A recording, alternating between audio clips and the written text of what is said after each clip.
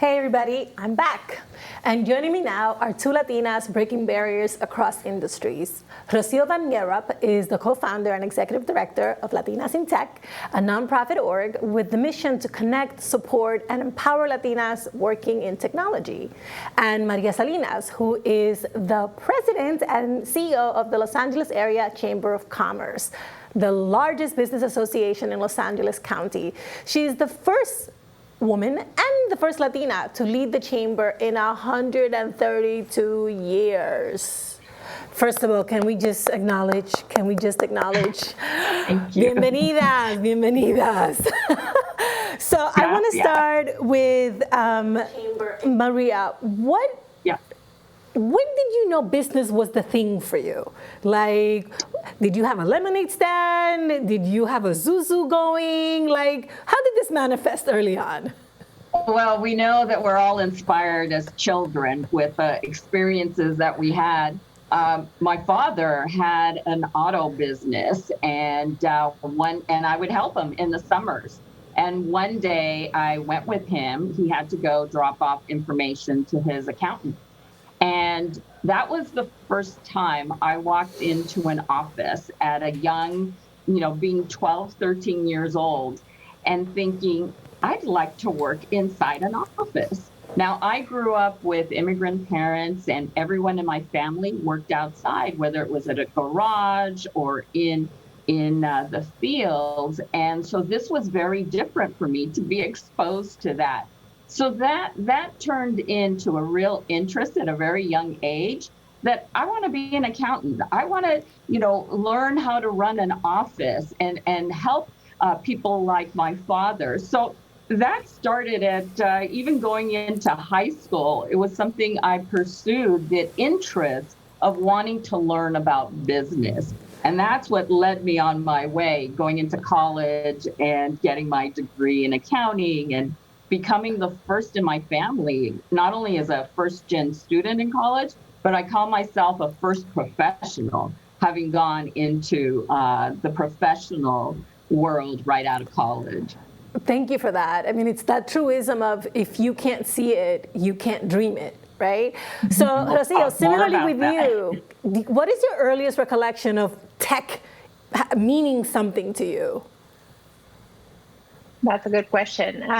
I'm a daughter of a scientist, so high tech was always near to my family and to my heart. And at age 16 is when I discovered internet and I started coding as soon as I got access to the internet through my dad. So he had a Silicon Graphics computer at his office and I was just playing with it. So it sparked a lot of passion for IT, but back then, and I don't want to disclose my age, but it's been a long time ago. It was hard to go into engineering as a girl. It was an old man school in Mexico.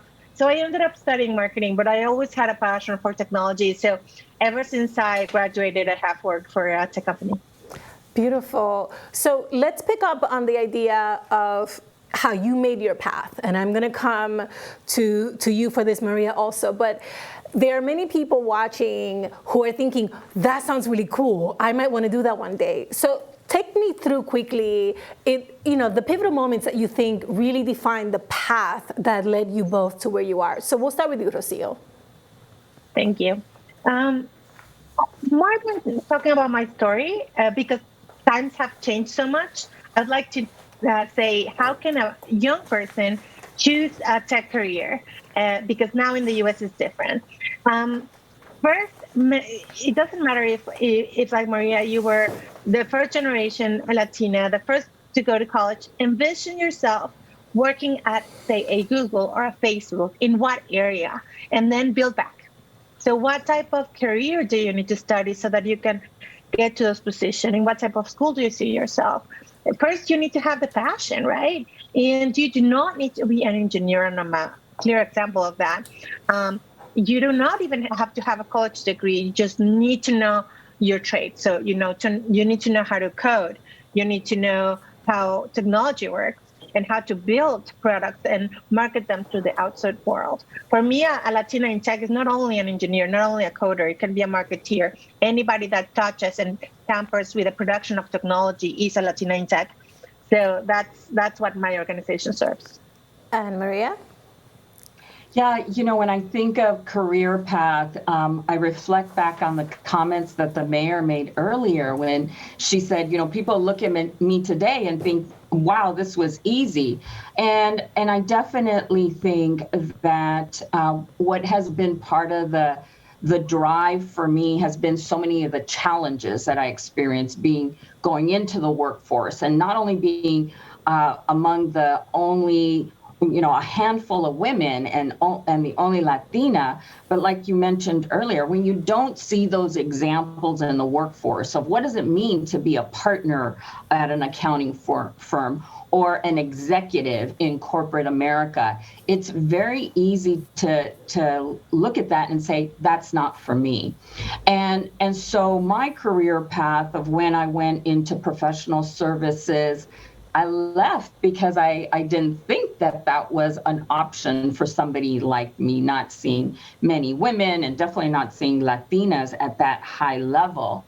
The years that I spent in corporate America, I was among one of the only Latinas in our headquarters and really valued that position, but just saw how empty of those offices were of people that looked like me, and that really took some getting used to go through that and own my own space and to really own the power that I had as having broken through, if you will, into those spaces where others were not there, other Latinas were not there.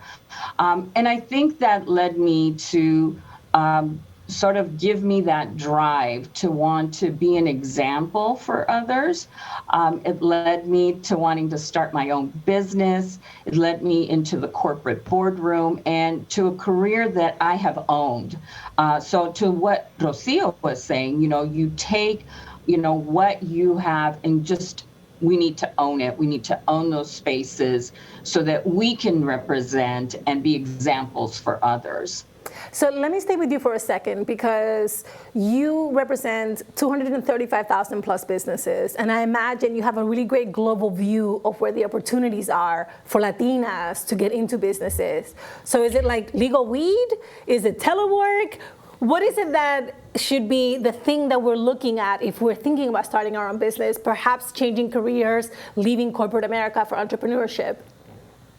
Let me tell you, I'm a big believer that entrepreneurship is the path to economic mobility. And I've heard the earlier speakers talk about entrepreneurship, and I'm a big believer that that is the way that we can own our own space and take control of our destiny in not only from a financial perspective, but also from a business perspective. But I think what's a thing to share with you all that's important is that, my view is that we're invisible. Latinas are invisible across the spectrum. I can tell you many rooms that I walk into and, you could do a quick scan and we're not in there. It's a handful. If you look at the corporate boardrooms and here in California, even though we have a law and we're seeing more women move into the corporate boardroom, Latinas are at 1% of those corporate spaces. And that's been the case for many years. So I think we need to recognize that there are leadership positions to be had, that we need to be intentional and be planful, like Monica Gill said, about the future, because we need to define that future and we need to take those reins of leadership. I believe they're available across a variety of spectrum, whether it's in government, in entrepreneurship, or in corporate America. And for us to be prepared to take those roles, that's what we should be talking about. How can we have an intentional plan that will drive us into those positions?